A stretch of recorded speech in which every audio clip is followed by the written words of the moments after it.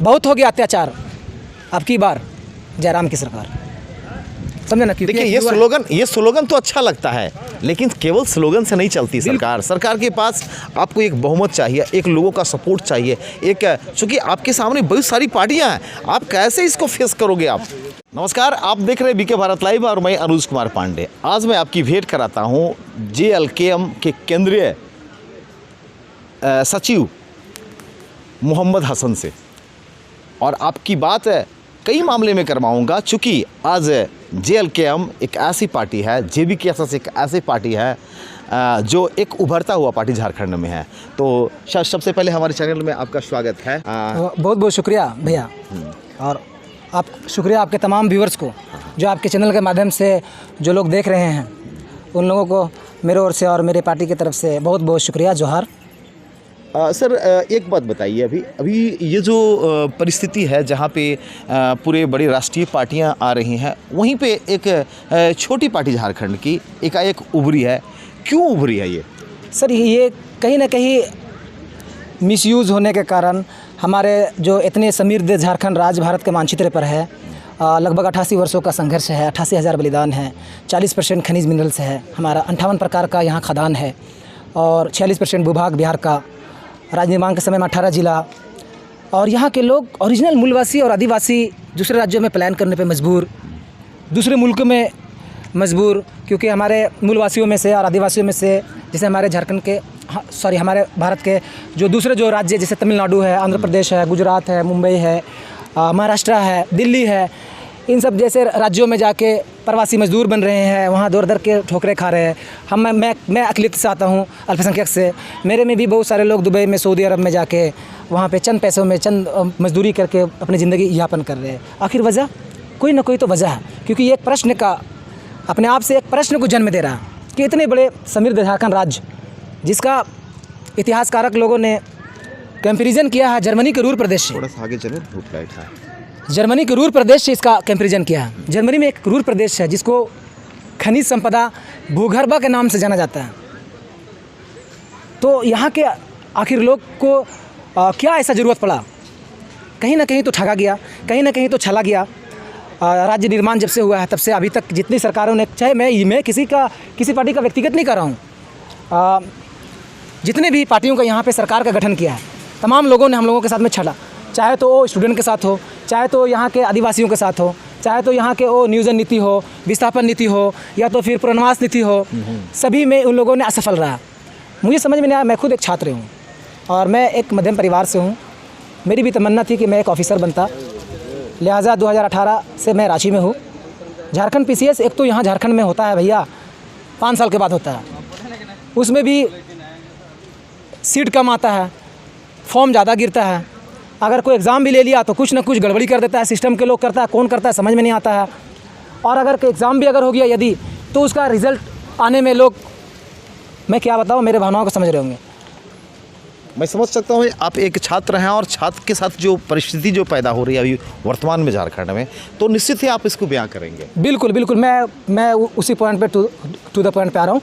तो इन सब चीज़ों को हम लोग ने सामना करते हुए में एक 28 वर्षीय युवा का 2021 में उदय होता है। JPSC का मामला था, 252 सीट पे संयुक्त राज्य लोक सेवा आयोग की वैकेंसी आई थी, उसमें हमने भी उसका फेस किया था, 252 सीट पे थी। और JPSC का मामला था, बहुत बड़ा मामला था, क्योंकि राजधानी रांची में थे हम उस वक्त। सभी ज़िलों का होम सेंटर दिया था, हमारे ज़िला में भी होम सेंटर दिया था मेरे को। तो 2-3 सेंटर से काफ़ी बड़ा गड़बड़ी किया। हमारे स्टूडेंट के डेलीगेट की टीम भी गए थे, हम लोग वहाँ पे JPSC कार्यालय स्थापना ये घेरावा किए, गवर्नर हाउस को घेरावा किए, और मोराबादी बापू वाटिका के पास गए, तो मंत्रियों से भी मिले। तो उन लोगों ने कहा कि ये तो एक दुर्भाग्यपूर्ण है, ये संयोग है, तो हम लोग ऐसे नहीं होता। क्या लगता है आपको कि ये जो इतनी सारी जो परेशानी आपके साथ में है, तो आपके जो टाइगर जयराम मातो आने के बाद क्या इस सब का निदान हो जाएगा एकाएक? बिल्कुल, वो एक इस लाइन से वो गुजर के आया है। बताइए, वो एक आंदोलनकारी का बेटा है। जब उसके पिता का देहांत हो रहा था इस दुनिया से, जब वो रुखसत हो रहे थे, जा रहे थे, तो उनका उम्र मात्र 6-7 साल का था। अब बताइए, वो बंदा, उसकी मम्मा कैसे पढ़ाई होगी, जो दुनिया के सबसे बड़ी डिग्री पीएचडी तक का सफ़र हासिल करवाया है। अभी वो पीएचडी में का एक रिसर्च स्कॉलर है। अभी कुछ महीनों के बाद उनका डिग्री, डॉक्टरेट की डिग्री मिल जाएगी। इन सब चीज़ों पे उन्होंने अध्ययन कर रहा था। तो एक बंदा, देखिए दादा सर, जब हम किसी चीज़ को फेस करके आएंगे और उस मंजिल तक अगर हम पहुँचेंगे और मेरे पीछे कोई अगर आएंगे तो उसका फीलिंग को, उसकी परेशानियों को एहसास हम जानेंगे। अब जिसको बना बनाया पका पकाया मिला हो, अब बता रहा हूँ ना मैं कि किसी का व्यक्तिगत के नाम, पार्टी का नाम नहीं ले रहा हूँ या किसी व्यक्तिगत राजनेताओं का नाम नहीं ले रहा हूँ मैं झारखंड तो में। आपकी JLKM की लड़ाई किससे है यहाँ पे? हमारी लड़ाई इस चीज़ की है कि भारत में अनेक राज्य हैं, सभी राज्यों की एक सीमाएं हैं, एक आर्ताएँ हैं, वहाँ पे एक कॉलम है। हमारे राज्य बेगर पेंदी का लोटा है क्या? जब से बना तब से कोई भी आता है, कोई भी वैकेंसी आता है तो यहाँ आके, अरे भाई कम से कम 3rd ग्रेड का 4th ग्रेड का जो है वो यहाँ के युवाओं के लिए ना उसको सुरक्षित कर दो ना, रिजर्व कर दो। तो हमारा टाइगर की लड़ाई इसी चीज़ का है। और समय के अनुसार वैकेंसी नहीं आती है, समय के अनुसार उसकी परीक्षाएं नहीं ली जाती है, उसका परीक्षा परिणाम नहीं घोषित किया जाता है। इन सब चीज़ों के लिए शुरुआत में तो हम लोग आए छात्रों के लेकर, लेकिन धीरे धीरे तमाम मुद्दों पर हम लोग आगे बढ़ते गए और ये एक पॉलिटिकल का हिस्सा बनता हुआ चला गया। और आज एक इन छात्राओं को जो आपको लगता है कि छलावा हुआ है, तो आप इसको बांटेंगे कैसे? इसको कैसे आप ठीक करेंगे?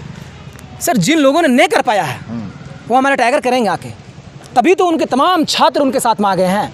और मैं एक चीज़ आपको आश्वस्त करता हूँ आपके चैनल के माध्यम से, तमाम झारखंड वासियों को ये मैं बता देना चाहता हूँ कि इनकी पार्टी में तमाम युवा एंड एजुकेटेड शिक्षित लोग हैं, मास्टर्स किए हुए हैं, बीएड किए हुए हैं, BSc MA BA किए हुए लोग हैं, तमाम के तमाम लोग। और इसमें 25-20 से लेके 40 साल की उम्र तक लोग हैं, सब यंग। तो आप ये बता दीजिए, क्या यंग, केवल यंग आपके वोटर होंगे और वो क्या एक सत्ता परिवर्तन करेंगे? वो क्या जयराम महतो की पार्टी 8 सीट जो लोकसभा के लिए अभी अनाउंस उन्होंने किया है, 8 सीट पे वो विजयी हो जाएंगे? 100% कोशिश है हमारी। और हम अपना चतरा लोकसभा से भी लीड कर रहे हैं। सर देखिए, यंग की बात कर रहे था, यही तो बात है सर कि हमारे जनता जागरूक हो चुके हैं, हमारा जनता सब तमाम के तमाम एक्टिव हो गए हैं। हम लोगों को अब छल नहीं सकते हैं, क्योंकि हमारा पिछले 2 साल से हम लोगों ने यही एकदम रात को रात नहीं समझा, ज़मीन को ये दिन को दिन नहीं समझा, हम लोग खाना को खाना नहीं, पीना को नाश्ता को कुछ नहीं समझा ना। तमाम लोग 2-2.5 साल से झारखंड के लगभग जल जंगल ज़मीन जितने भी है, हम लोग वहाँ तक इनके बातों को पहुँचाया, क्योंकि अब सारे लोग जागरूक हो गए हैं कि बड़ी बड़ी जितनी भी राष्ट्रीय पार्टियाँ हैं हमारे, जिसका 100 साल का इतिहास हो, व्यक्तिगत क्या नाम लूँ मैं, उन लोगों को अब हम लोग को नहीं ठग सकता है, क्योंकि हमारा टाइगर आके सभी को बोलना सिखा दिया, आँख से आँख लड़ना सिखा दिया। अब बताइए दादा कि कल जिसको मंच साझा नहीं करने के लिए मिलता था मंच पे, हमारा टाइगर उसको आज मैक डायरेक्ट दे दिया बोलने के लिए। तो अपना कहीं ना कहीं वो अपना निखार रहे हैं, अपनी जो योग्यता है। हमारे झारखंड वासी हमारे झारखंड के जितने पढ़े लिखे युवा, आदिवासी हो या मूलवासी हो, वो अपने योग्यता को, अपने टैलेंट को निखार रहे हैं। किसके माध्यम से? टाइगर जयराम के माध्यम से। एक बात तो निश्चित मानिए कि सत्ता परिवर्तन हो या नहीं हो, शीर्ष पे कौन हो ये भी पता नहीं, लेकिन निश्चित है एक बिगुल जो टाइगर जयराम ने जलाया है, एक बिगुल फूका है, निश्चित मानिए